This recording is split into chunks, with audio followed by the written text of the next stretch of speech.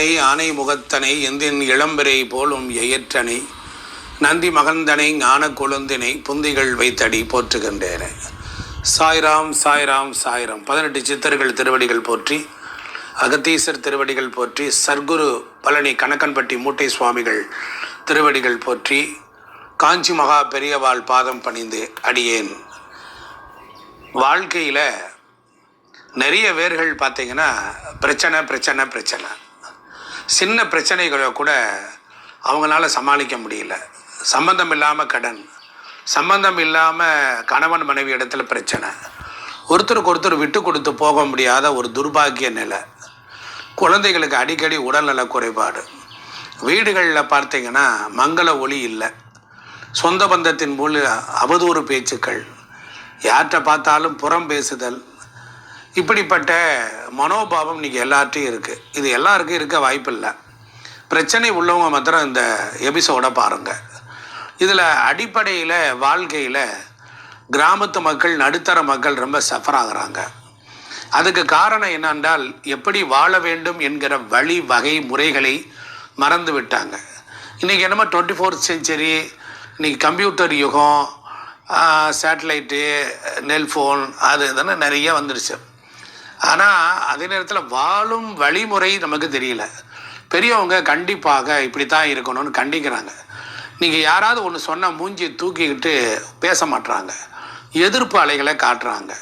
நிறைய குடும்பத்தில் பார்த்தீங்கன்னா நல்ல பழக்க வழக்கத்தை சொன்னால் யாரும் கேட்குறதில்ல. காரணம் என்ன அப்படின்னா, மனம் போல போகுதல், யாருக்கு கட்டுப்பட்டு உட்பட்டு இருத்தல் இல்லை.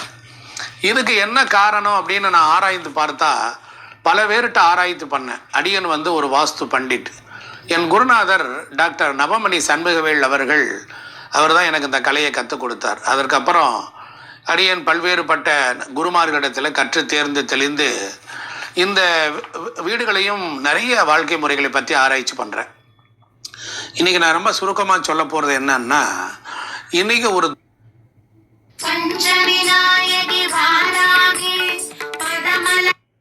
துர்தேவதை கண்ணுக்கு தெரியாத ஊமைத்தனமான துன்பத்தை ஒவ்வொரு வீட்லேயும் கொடுத்துக்கிட்டு இருக்கா. இவ தான் என்ன பண்ணுறான்னா, தேவையில்லாத அன்வான்ட் எனர்ஜி எல்லாம் வீட்டுக்குள்ளே கொண்டு வரா.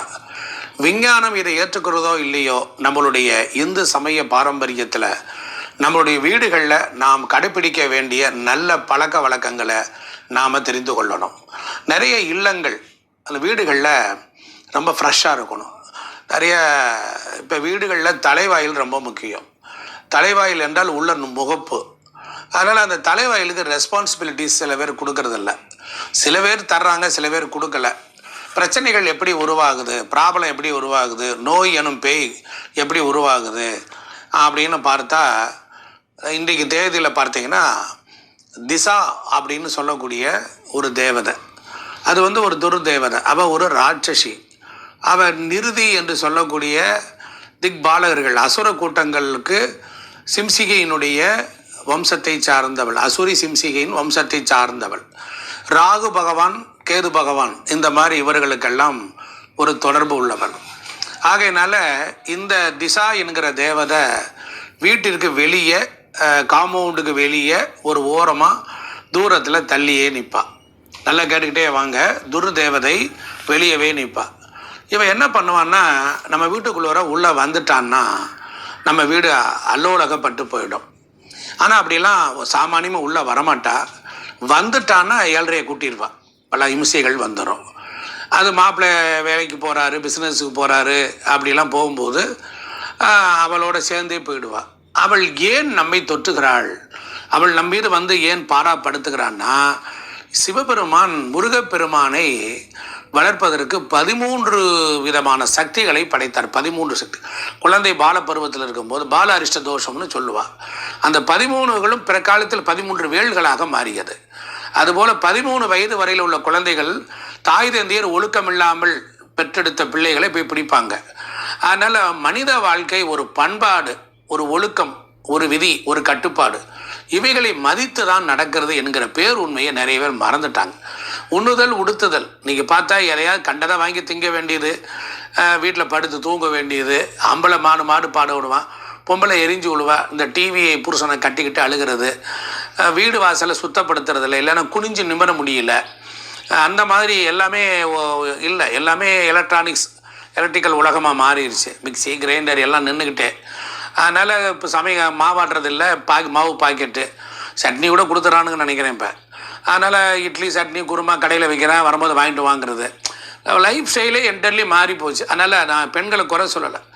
ஆனால் அவர்கள் தெரிந்துக்க வேண்டிய அடிப்படை ஒன்று, காலையில் சூரிய உதயத்துக்கு முன்னால் 5:45 6 மணி வரலாம்.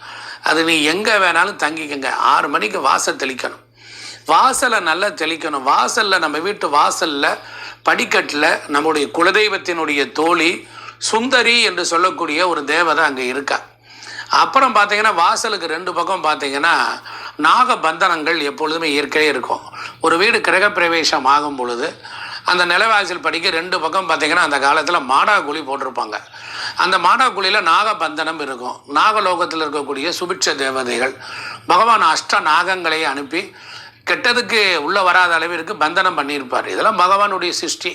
அது பெரும்பாலும் விஸ்வகர்மா அவங்க தான் இந்த பூஜையெல்லாம் பண்ணுவாங்க. தச்சு கழிக்கும் போது இதெல்லாம் அவங்க சரி பண்ணிடுவாங்க. வீட்டுக்குள்ளே இருக்கக்கூடிய தேவையில்லாத சக்திகளில் வெளியேறி வீடு கட்டி கிரகப்பிரவேசம் பண்ணும்போது அந்த வேத மந்திரங்களை சொல்லி பண்ணிடுவாங்க.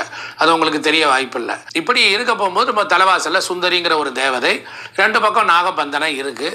அதனால் இந்த துர்தேவதை வீட்டுக்குள்ளே வரமாட்டான். வாசல் படியே பூஜை பண்ணணும், தலைவாசலில் தண்ணி தெளிக்கணும், நல்ல கோலம் போடணும், செம்மண் சாந்து பட்டை வைக்கணும், அதுக்கப்புறமேல் மஞ்சள் குங்குமம் வச்சு விளக்கு ஏற்றணும். வாசலில் 2 பக்கம் விளக்கு ஏற்றணும்.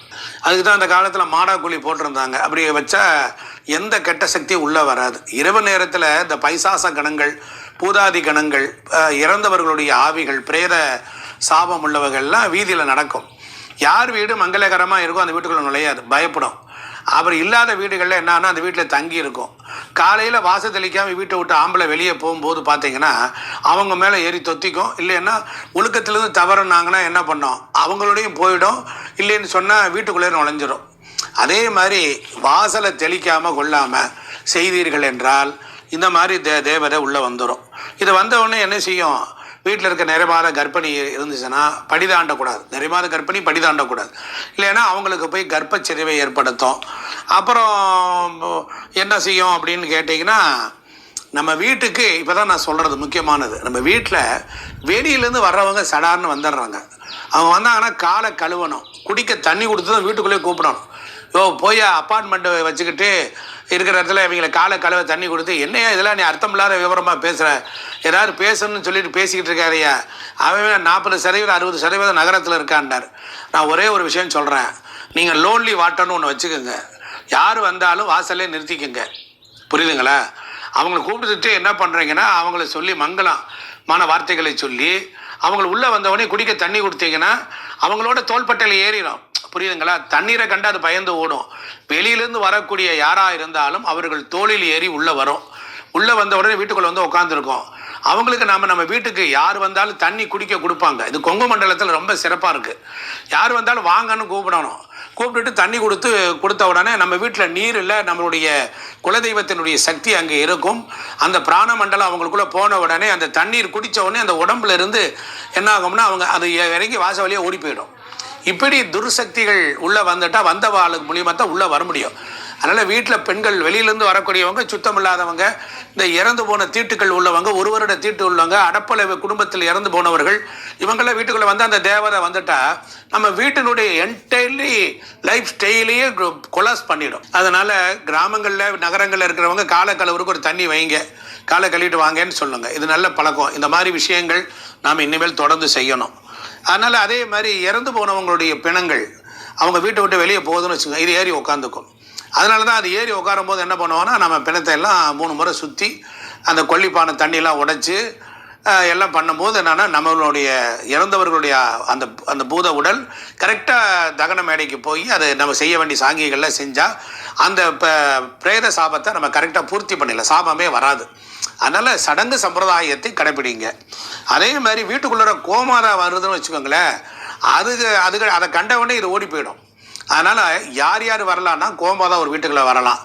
அப்புறம் பார்த்தீங்கன்னா வெளியிலிருந்து வரக்கூடிய மிருகங்கள் ஏதாவது வீட்டுக்குள்ளே வந்துருச்சுன்னு வச்சுக்கோங்க, அதோட ஏறி இது உள்ளே வந்துடும். அதனால் வீட்டில் மங்கள ஒளி மணி அடித்து பூஜை பண்ணணும். அது ஒரு பெரிய அற்புதமான. மணி இல்லாதவங்க மணி வாங்கிக்கோங்க, மணி இல்லாதவர்கள் வீட்டில் மணி வாங்கிக்கோங்க. அதே மாதிரி தலைவாசல் பல்ல நல்ல சின்ன சின்ன மணிகள்லாம் கட்டுங்க. ஃபெங்ஷி சயின்ஸ்னு சொல்லி சைனீஸில் பார்த்தீங்கன்னா இந்த வின் சிம்ஸ்ன்னு சொல்லிட்டு ஒன்று அடிச்சுக்கிட்டே இருக்கும். அதுவும் நம்முடைய ஏற்புடையதான். அது நம்முடைய நாடு இல்லை, அந்த நாடெல்லாம் விளக்கத்துக்கு நான் வரலை.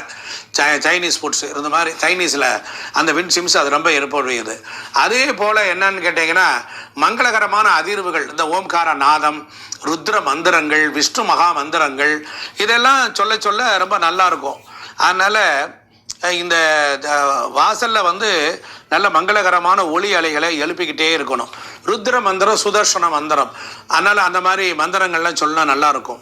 இதனால தான் அந்த காலத்தில் பார்த்தீங்கன்னா வீட்டுக்கு ஒரு தடவை சுண்ணாம்பு அடித்தாங்க. எப்படி சுண்ணாம்பு? இந்த சுண்ணாம்பு கிடையாது, சிப்பி சுண்ணாம்புன்னு சொல்லி கடல் இருக்கிற சிப்பியை எடுத்து அதில் சுண்ணாம்பு செய்து அடித்தால் கிட்டத்தட்ட எதுவுமே வராது. காரணம், சிப்பி சுண்ணாம்பை கண்டா இறந்து போன ஆத்மாக்கள்லாம் போய் தாவிக்கும் போது கடலில் போய் தாவிப்பாங்க. அங்கே இருக்கிற சிப்பிகள் என்ன ஆகும்னா அதை வாங்கி பஸ்பம் பண்ணிவிடும். அதனால தான் கடலில் கொண்டு போய் அஸ்தியை கரைக்கிறது. ஆக இப்படிப்பட்ட நிலையில் இந்த மாதிரி சுண்ணாம்படித்தல், மங்களவாத்தியம் ஒழித்தல், இது பண்ணுதல், சிவனடியார்கள் உள்ளே வருதல், உத்திராட்சம் போட்டவங்க உள்ளே வந்தால் இந்த பேய் பிசாசு தெரிச்சுக்கிட்டு ஓடி போயிடும். அதனால் வாசலில் நல்ல உத்திராட்சமெல்லாம் போடலாம், சாம்பிராணி போடலாம். வீட்டில் பூஜை பண்ணிங்கன்னா நீங்கள் தூபம் காட்டணும். அந்த தூபம் காட்ட போகும்போது வாசலில் நல்லா காட்டணும். ஆனால் அது வாசலில் காட்ட போகும்போது அந்த புகையை மாத்திரத்தில் அது கிட்டத்தட்ட ஓடிடும். ஒரு 500 அடி 1000 அடிக்கு ஓடிடும். அதனால் என்னுடைய குருநாதர் இதை கண்டுபிடிச்சு மயன் சாஸ்திரத்திலேருந்து ஒரு 9 விஷயங்கள் கண்டுபிடிச்சு சொல்லியிருக்கார். பேப்பரில் குறிச்சிக்கோங்க. துளசி, சாம்பிராணி, மருதம்பட்டை, நாயுருவி, வசம்பு, பேய்ப்புடல், குங்குளியம், வெண்கடுகு, மருதாணி விதை, இந்த 9 பொருள்களையும் வாங்கி காய வச்சு இடித்து நெருப்பு மாதிரி சாம்பிராணி மாதிரி போட்டால் எல்லாம் எந்த தீய சக்தி இருந்தாலும் ஓடி ஒளியும். இந்த வீடியோ பிடிச்சிருந்தா லைக் பண்ணுங்கள், ஷேர் பண்ணுங்கள், சப்ஸ்கிரைப் பண்ணுங்கள். நன்றி, வணக்கம். இது ஒரு வாஸ்து சாஸ்திரமான விழிப்புணர்வு வீடியோ. வாஸ்து பார்க்குறவர்கள் என்னை தொடர்பு கொள்ளவும். நன்றி, வணக்கம்.